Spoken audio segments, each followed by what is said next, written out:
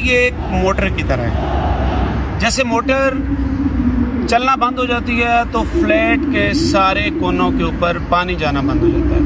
اس طرح جب یہ دل دھڑکنا بند ہو جاتا ہے تو پورے جسم کو خون ملنا، نیوٹرینٹس ملنا، آکسیجن ملنا بند ہو جاتی ہے.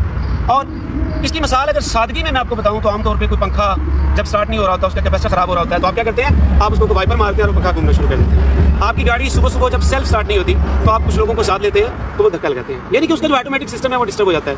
جب دل دھڑکنا بند کر دیں تو اس کے لیے ضروری ہے کہ اس کی دھڑکن کو بحال کیا جائے. اس دھڑکن کے بحال کرنے کو کہتے ہیں CPR، کارڈیو پلمونری ریسسیٹیشن.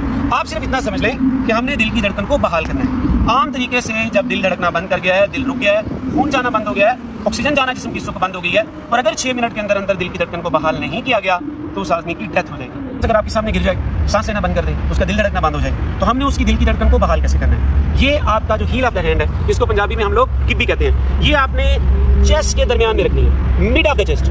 تو کراس بنا لیں، اگر نپل لائن کا یہاں پہ کراس بنا لیں تو آپ نے اپنے دونوں ہاتھوں کو ایسے اوپر رکھنا ہے. یہ ذرا غور سے دیکھیں، ہاتھوں کی پوزیشن دیکھیں، یہ ذرا میری کلائیوں کی پوزیشن دکھائیں.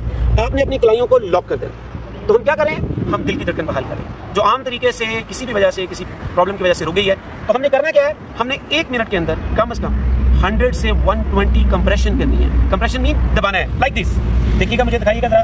1 2 3 4 5 6 7 8 9 10 11 12 13 14 15 16 17 18 19 20 1 2.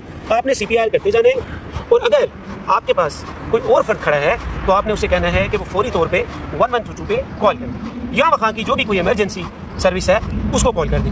جو امپورٹنٹ بات ہے وہ یہ ہے کہ آپ نے CPR کے اس عمل کو، چیسٹ دبانے کے اس عمل کو آپ نے روکنا نہیں ہے، اور آپ نے یہ CPR کنٹینیو رکھنا ہے. اور اس کا جو ریٹ ہے، اس کا جو دبانے کا انٹرول ہے، وقفہ ہے، وہ کتنا ہونا چاہیے؟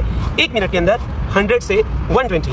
اس کے علاوہ آپ دیکھیں میرے ہاتھ باقاعدہ کمپریس ہوتے ہیں، پھر اوپر آتے ہیں، کمپریس ہوتے ہیں، پھر اوپر آتے ہیں. آپ نے کمپریس کرنا ہے، پھر اوپر آنا ہے. اور یہ کتنا کمپریس کرنا ہے؟ یہ کم از کم 2 سے 2.5 انچ تک آپ نے کمپریس کرنا ہے. اور آپ نے یہ عمل، دل کی دھڑکن کا بحال کرنے کا عمل، اس وقت تک جاری رکھنا ہے جب تک مریض زندہ نہیں ہو جاتا، یا اللہ تعالیٰ اس کا سانس بحال نہیں کر دیتے، یا کوئی ایمبولینس سروس نہیں آ جاتی. ایک اور بڑی امپورٹنٹ بات ہے، اگر کوئی شخص ڈوب گیا ہو اور آپ اس کو باہر نکالیں تو ڈوبے ہوئے شخص کا CPR یعنی کہ دل کی دھڑکن کی بحالی آپ نے زیادہ دیر تک جاری رکھنی ہے. یعنی کہ آپ نے 2-4 منٹ میں یہ نہیں سمجھ لینا کہ وہ بندہ مر گیا، بلکہ اس کو زیادہ دیر CPR کرنا ہے.